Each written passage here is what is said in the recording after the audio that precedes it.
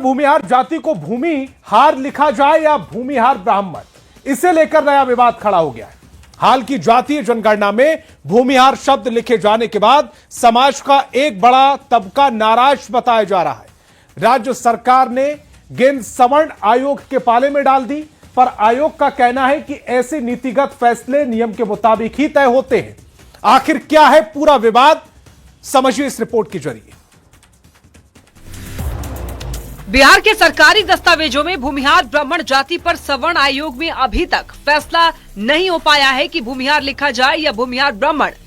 दरअसल सरकारी डॉक्यूमेंट्स में भूमिहार लिखे जाने पर समाज के संगठनों ने आपत्ति दर्ज कराई थी। सूत्रों की अगर माने तो सामान्य प्रशासन विभाग की ओर से पूछा गया था कि सरकारी दस्तावेज में भूमिहार ब्राह्मण लिखा जाए या नहीं। इसी सवाल के बाद आयोग के कुछ सदस्यों ने नाराजगी जताई है।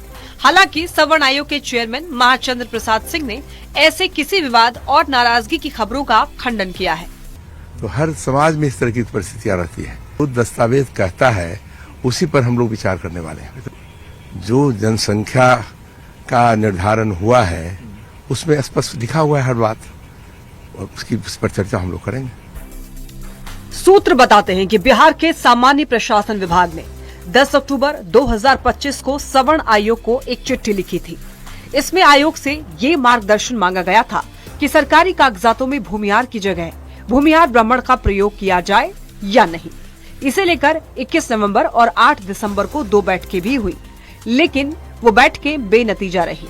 भूमिहार ब्राह्मण अलग लिखने पर जारी विवाद के बीच न्यूज 18 ने इस विषय पर किताब लिखने वाले संजीवनी कुमार से बात की और मामले को समझने की कोशिश की। इन्होंने कास्ट सेंसस के पुराने इतिहास का हवाला देते हुए मामले को समझाने की कोशिश की। तो सेंसस में भूमिहार ब्राह्मण शब्द का इस्तेमाल किया गया 81 वाले सेंसस में, लेकिन उसको वैश्य कैटेगरी में डाला गया, भूमिहार की कैटेगरी में नहीं डाला गया। तो उस समय 1881 में ये आता है और 89 में अखिल भारतीय भूमिहार महासभा का गठन किया जाता है, और वो लोग पूरा एक मूवमेंट चलाते हैं कि नहीं, हम लोग भूमिहार ब्राह्मण नहीं, हम लोग सिर्फ ब्राह्मण हैं। क्योंकि और उसका अपोज किया गया जो भद्रलोक ब्राह्मण है बंगाल वाले, तो उन लोगों ने उसका विरोध किया कि ये तो हमारे बराबर हो जाएंगे। और उनका लॉजिक ये था कि तुम भूमिहार जो हो वो तो तुमने हल पकड़ लिया है, और हल पकड़ने के बाद तुम अशुद्ध हो गए।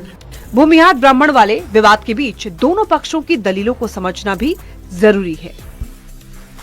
भूमिहार ब्राह्मण लिखने के समर्थक ये कहते हैं कि 1931 की जनगणना में भूमिहार जाति के लोगों को भूमिहार ब्राह्मण लिखा गया है।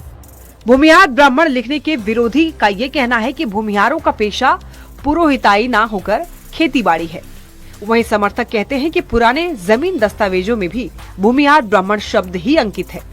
वहीं विरोधी का ये कहना है कि जमीन खेतीबाड़ी से जुड़े होने पर ब्राह्मण नहीं रहे, भूमिहार हो गए। प्राचीन इतिहास में अग्रहार भूमि वैदिक संस्थाओं को चलाने वाले ब्राह्मणों को दी जाती थी, कि 1901 में जब अंग्रेजों ने सामान्य ब्राह्मण अर्थात पुरोहिती करने वाले ब्राह्मण और पुरोहिती नहीं करने वाले ब्राह्मण के बीच में भेद किया, तब भी बाभन और भूमिहार ब्राह्मण संज्ञा का ही उल्लेख हुआ। 1911 के सेंसस रिपोर्ट, 1921 के सेंसस रिपोर्ट, 1931 के सेंसस रिपोर्ट में भूमिहार ब्राह्मण शब्द ही स्थापित है। वैसे सवर्ण आयोग के अध्यक्ष महाचंद्र सिंह ये कहते हैं कि भूमिहार ब्राह्मण पर ऐसा कोई भी विवाद सवर्ण आयोग में नहीं है जो लिखा और बताया जा रहा है।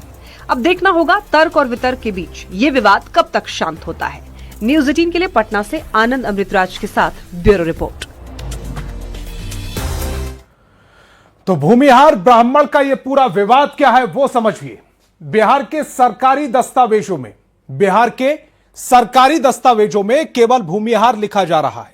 भूमिहार ब्राह्मण की जगह भूमिहार लिखे जाने पर यह पूरा विवाद खड़ा हुआ है, बखेड़ा खड़ा हुआ है। जातीय जनगणना की रिपोर्ट में गलत प्रकाशन का दावा किया जा रहा है। भूमिहार या भूमिहार ब्राह्मण लिखने का फैसला यह पूरा अटका हुआ है। तो कब से भूमिहार ब्राह्मण का यह पूरा विवाद चल रहा है वो भी आप समझिए। ये 1881 में देश के पहले कास्ट सेंसस में भूमिहार ब्राह्मण लिखा गया। तब ब्राह्मण भूमिहार को वैश्य कैटेगरी में रखा गया था। 1889 में अखिल भारतीय भूमिहार महासभा का गठन हुआ। भूमिहारों को वैश्य कैटेगरी में रखे जाने का विरोध किया गया। भूमिहार महासभा की दलील यह थी कि वे सिर्फ ब्राह्मण हैं, भूमिहार ब्राह्मण नहीं है। बंगाल के भद्रलोक ब्राह्मणों ने तब इसका विरोध भी किया था।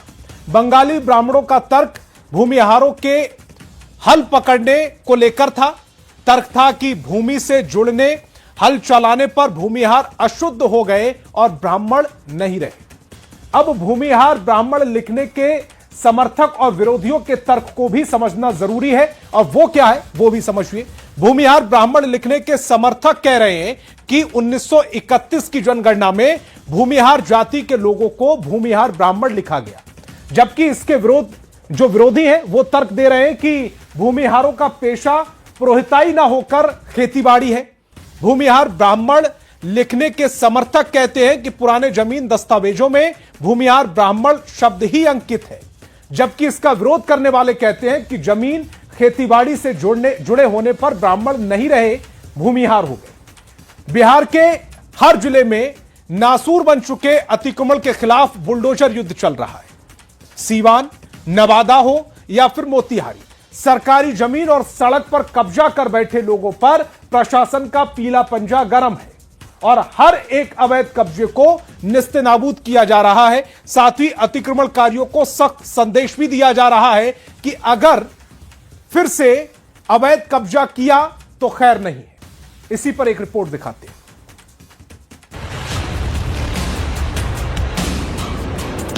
बिहार के 3 जिलों सिवान, नवादा और मोतिहारी से आई 3 तस्वीरें, संदेश एक ही है, अतिक्रमणकारियों की अब खैर नहीं।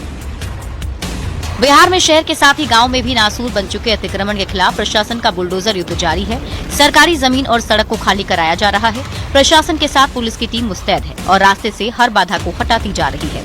सबसे पहले बात सिवान की, जहां दरौली प्रखंड में अतिक्रमणकारियों पर सीओ के नेतृत्व में बुलडोजर चला, अवैध निर्माण को तोड़ा गया। साथ ही अतिक्रमणकारियों को 2 दिन की मोहलत भी दी गई ताकि सरकारी जमीन पर अवैध कब्जा हटाया जा सके।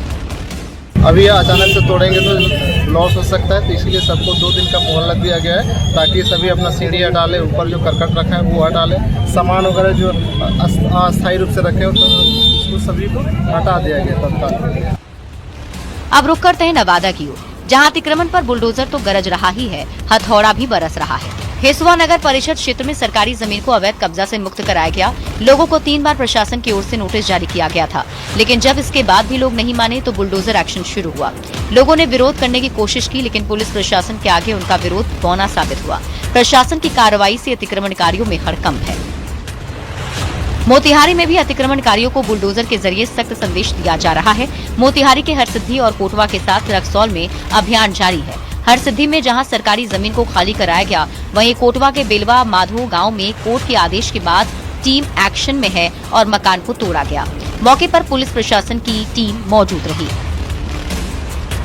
बिहार में शहर शहर अतिक्रमण पर कड़ा एक्शन जारी है। अवैध निर्माण ध्वस्त किए जा रहे हैं, तो लगातार हो रही कार्रवाई के जरिए अतिक्रमणकारियों को कड़ा संदेश भी दिया जा रहा है। हर एक अवैध कब्जे के खिलाफ बुलडोजर सीना ताने खड़ा है। साथ ही साफ संदेश दिया जा रहा है कि सरकारी जमीन पर कब्जा करने की कोशिश से बाज आइए, नहीं तो प्रशासन के पीले पंजे के साथ अब हथौड़ा भी बरसेगा। न्यूज 18 के लिए सिवान से मृत्युंजय कुमार सिंह, नवादा से अनिल विशाल और मोतिहारी से अवनीश कुमार सिंह की रिपोर्ट। बिहार में नई सरकार बनने के बाद बुलडोजर एक्शन की चर्चा है। ऐसे में आइए बिहार में बुलडोजर एक्शन को समझते हैं। बिहार में बुलडोजर एक्शन क्यों चल रहा है, इस खबर को आपको समझाते हैं। सबके मन में सवाल उठ रहा होगा कि बिहार में ये बुलडोजर एक्शन क्यों चल रहा है। तो बुलडोजर एक्शन अतिक्रमण के खिलाफ चल रहा है। सड़क पर अवैध कब्जा करने वालों पर यह कार्रवाई की जा रही है, बुलडोजर एक्शन जिसे नाम दिया जा रहा है। और अब अतिक्रमण करने वालों पर यह कार्रवाई हो क्यों रही है? दरअसल सड़कें छोटी हो गई हैं, जाम जैसी स्थिति हो रही है और ऐसे में जो अतिक्रमण किया हुआ है उसको हटाया जा रहा है। यानी कि सड़क पर जो अवैध कब्जा है उसको बर्दाश्त नहीं किया जा रहा, कब्जे को हटाया जा रहा है। साफ संदेश है कि अवैध कब्जा खुद हटा लीजिए, नहीं तो बुलडोजर आएगा, बुलडोजर अपना एक्शन करेगा, अपना काम करेगा और उसके बाद फिर उसको तोड़ा जाएगा। तो बुलडोजर एक्शन अतिक्रमण के खिलाफ चल रहा है। सड़क पर अवैध कब्जा करने पर यह कार्रवाई हो रही है, वो भी कोर्ट से अनुमति मिलने के बाद यह सब किया जा रहा है। बिहार में बुलडोजर एक्शन के मायने क्या है वो भी आपको समझाएंगे। अब अतिक्रमण करने वालों पर कार्रवाई होती रहेगी, सड़क पर अवैध कब्जा बर्दाश्त नहीं किया जाएगा। साफ संदेश है कि अवैध कब्जा खुद हटा लीजिए, नहीं तो बुलडोजर हटा देगा। अब अगली खबर पे आते हैं। लालू प्रसाद के बड़े लाल और जनशक्ति जनता दल के अध्यक्ष तेज प्रताप यादव को बिहार में ही बेहतर लगता है। भाई तेजस्वी की तरह वो विदेश में सैर सपाटा करना पसंद नहीं करते। वीआईपी प्रमुख मुकेश सहनी के सवाल पर दिए गए जवाब के बिहार की सियासत में कई मायने निकाले जा रहे हैं, और वो मायने क्या है समझाते हैं एक रिपोर्ट के जरिए।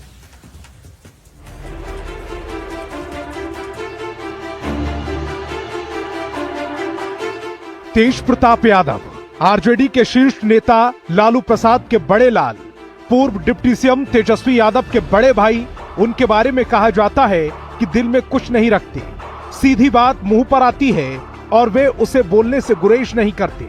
मौका था पटना में बर्थडे पार्टी का, जिसमें तेज प्रताप यादव भी मौजूद थे। साथ ही पार्टी में थे वीआईपी प्रमुख मुकेश सहनी और बिहार कांग्रेस अध्यक्ष राजेश श्याम। कहा जाता है कि सियासत में ना तो राजनेता कोई बात बिना वजह उठाते हैं और ना ही कोई जवाब बिना वजह देते। तो इस बर्थडे पार्टी में मुकेश सहनी ने तेज प्रताप से पूछा कि क्या विदेश घूमने नहीं जाइएगा। अब ये सवाल था या छोटे भाई तेजस्वी यादव के बिहार चुनाव के बाद विदेश सैर से जुड़ी बात पर तंज, इसे मुकेश सहनी ही बेहतर बता सकते हैं। लेकिन जब सवाल पूछा गया तो तेज प्रताप ने तपाक से जवाब भी दिया। में बड़ा सितारा वही बनता है जो नतीजों में मिली हार के बाद भी हार नहीं माने, जनता के साथ जुड़ा रहे और समय की नब्ज को पकड़ते हुए जनता के साथ मिलकर रास्ते सुगम बनाना शुरू करे। तेज प्रताप का ये कहना है, हम बिहार में ठीक हैं। चुनौती मानी जा रही है भाई तेजस्वी के लिए। अब देखना होगा कि तेज प्रताप के इस बयान पर तेजस्वी का क्या पलटवार आता है। पटना संवाददाता रवि एस नारायण के साथ ब्यूरो रिपोर्ट, न्यूज़ 18। तो समझिए तेज प्रताप ने क्यों कहा कि बिहार में ही ठीक हो। चुनाव में हार के बाद तेज प्रताप यादव की विधायकी चली गई, वो विधायक नहीं रहे, हार गए। अपनी सीट महुआ पर वो तीसरे स्थान पर रहे थे। लालू परिवार से निकाले जाने के बाद खुद की उन्होंने पार्टी बनाई, अपने दम पर बिहार विधानसभा के चुनाव में उतरे। और तेज प्रताप यादव ने क्यों कहा है कि बिहार में ही ठीक हूं? दरअसल पहली ही परीक्षा में लालू के बड़े लाल को हार मिली है। हार के बाद तेज प्रताप ने हिम्मत नहीं हारी, डटे रहे। छोटे भाई तेजस्वी यादव कुछ ही दिन बाद विदेश चले गए। हार का ठीकरा तेजस्वी ने सरकारी मशीनरी पर फोड़ दिया। तेज प्रताप ने अपनी हार को स्वीकारा, प्रशासन पर सवाल खड़े नहीं किए जैसे तेजस्वी यादव ने किए, उस तरह से कोई दलील नहीं दी।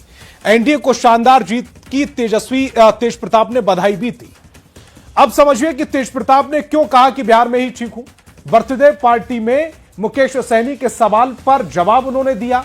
बिना नाम लिए भाई तेजस्वी पर तंज भी कसा। ऐसा माना जा रहा है कि तेज प्रताप ने यह तेजस्वी पर तंज कसा है। कहा कि बिहार में ही रहकर सियासत को मजबूत करूंगा, बिहार को मजबूत करूंगा।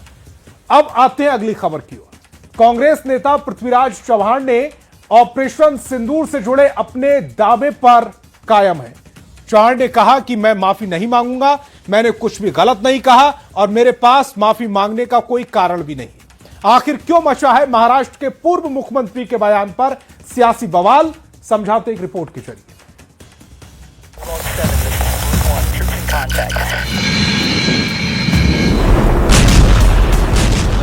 ये जो बयान है उससे आप माफी मांग रहे हैं? बिल्कुल सवाल नहीं उठता, बिल्कुल सवाल नहीं उठता। हाँ जी सर, ये सवाल नहीं उठता। ऑपरेशन सिंदूर को लेकर दिए बयान पर कायम है कांग्रेस नेता पृथ्वीराज चौहान। माफी मांगने को तैयार नहीं पूर्व केंद्रीय मंत्री और महाराष्ट्र के पूर्व मुख्यमंत्री पृथ्वीराज चौहान। कह रहे हैं कि संविधान मुझे सवाल पूछने का अधिकार देता है। पृथ्वीराज चौहान के जिस बयान पर सियासी बवाल मचा हुआ है वो विवादित बयान है क्या, इसे भी सुन लीजिए। जिसमें कांग्रेस नेता ने ये कहा था कि ऑपरेशन सिंदूर के पहले दिन हम पूरी तरह हार गए थे। सुनिए वो बयान। आणि त्यामुळे मग एक असा विषय निघाला की मग मोदींनी का मान्य केलं? पहिल्या दिवशी आपला संपूर्ण पराभव झाला। 7 तारखेला जे हवाई युद्ध अर्ध्या तासात झालं त्यामध्ये आपला टोटल पराभव झाला, हे कोणी मान्य करो अगर न करो। आणि त्यामुळे त्या दिवशी भारताची जी विमानं पडली त्या दिवशी सगळा भारताचा एअरफोर्स हा ग्राउंड झाला आणि त्यानंतर एकही विमान उडलं नाही। कांग्रेस नेता ने तो यहां तक कह दिया कि 12 लाख सैनिकों की भारतीय सेना बनाए रखने की जरूरत ही क्या है। वैसे पृथ्वीराज चौहान के इस बयान पर कायम रहने को लेकर सियासत सुलग गई है। केंद्रीय मंत्री गिरिराज सिंह कहते हैं कि सेना के शौर्य को अपशब्द कहने का किसी को अधिकार नहीं, तो केंद्रीय मंत्री रवनीत सिंह बिट्टू कह रहे हैं कि पृथ्वीराज चौहान मानसिक तौर पर बीमार हैं। कौन क्या कह रहा है ये उससे मुझे कुछ लेना देना नहीं। सेना के शौर्य पर किसी को गाली देने का अधिकार नहीं है। जो लोग सेना के शौर्य को अपमानित करते हैं वो कभी देश हित की बात सोच ही नहीं सकते। कांग्रेस के एक वरिष्ठ नेता है, मुख्यमंत्री भी हैं पृथ्वीराज चौहान, उन्होंने कहा है कि ऑपरेशन सिंदूर में पहले दिन ही भारतीय जो फोर्सेस हैं वो डिरेल हो गई थी। इस तरीके का बयान यानी सेना मेरी ख्याल से मानसिक तौर पे बीमार हो गए, जहाँ मानसिक तौर पे इलेक्ट्रिक शॉक देने की जरूरत है उन्हें। ऑपरेशन सिंदूर को लेकर पृथ्वीराज चौहान ने कहा था कि जमीन पर भारतीय सेना की 1 किलोमीटर की भी मूवमेंट नहीं हुई थी। लड़ाई सिर्फ हवाई और मिसाइल हमलों तक सीमित रही। ऐसे में सवाल उठता है कि क्या भविष्य में होने वाली लड़ाइयों में 12 लाख सैनिकों वाली बड़ी थल सेना की जरूरत होगी। इसी बयान से सत्ता पक्ष के नेता बेहद आक्रोशित हैं। Bureau report, news 18।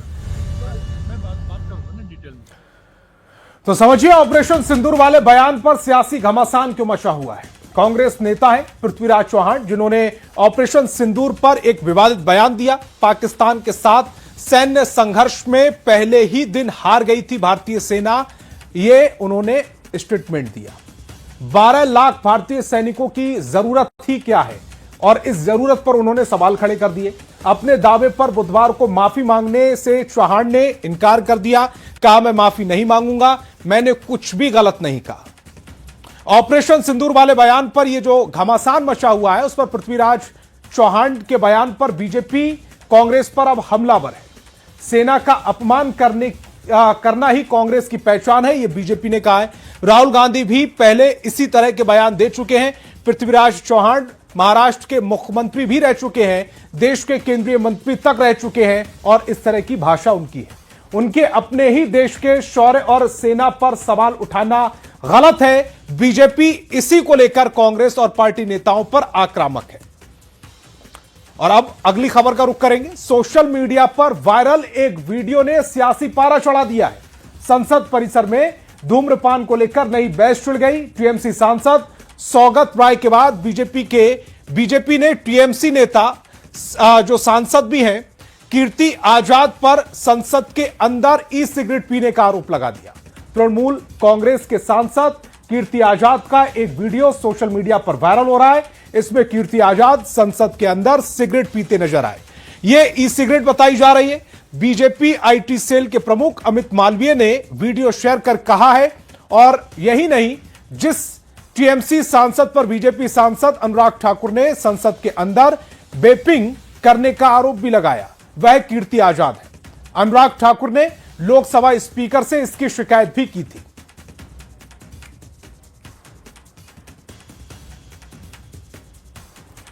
तो ई सिगरेट पर सियासत लहकी हुई क्यों है, गरम क्यों है, यह आपको समझाते हैं। हाल ही में संसद में टीएमसी सांसद सौगत राय ने ई सिगरेट का इस्तेमाल किया था। अब एक और टीएमसी सांसद कीर्ति आजाद का वीडियो वायरल हो रहा है। बीजेपी के आईटी सेल के चीफ अमित मालवीय ने वीडियो जारी किया है। इस वीडियो में कीर्ति आजाद संसद में ई सिगरेट पीते नजर आ रहे हैं। बीजेपी सांसद अनुराग ठाकुर ने लोकसभा स्पीकर से इसकी शिकायत की, इसे कानून का खुल्लम-खुल्ला उल्लंघन बताया। तृणमूल कांग्रेस के सांसद कीर्ति आजाद ने आरोपों से इनकार कर दिया। अब ये ई सिगरेट क्या होता है यह भी समझिए। इलेक्ट्रॉनिक सिगरेट बैटरी से चलने वाले उपकरण होते हैं। इनका इस्तेमाल लोग तरल पदार्थ को गर्म करके बाष्प बनाने के लिए करते हैं। सांस के जरिए धुएं को अंदर लिया जाता है। इसे ई सिगरेट, ई6 या वेप्स भी कहा जाता है। भारत में प्रतिबंधित होने के बावजूद लोग ई सिगरेट का सेवन कर रहे हैं। इससे फेफड़ों की बीमारी, कैंसर जैसी गंभीर बीमारी होती है। तो खबर तो समझिए में आज फिलहाल इतना ही। आप देखते रहिए न्यूज़ 18 बिहार झारखंड।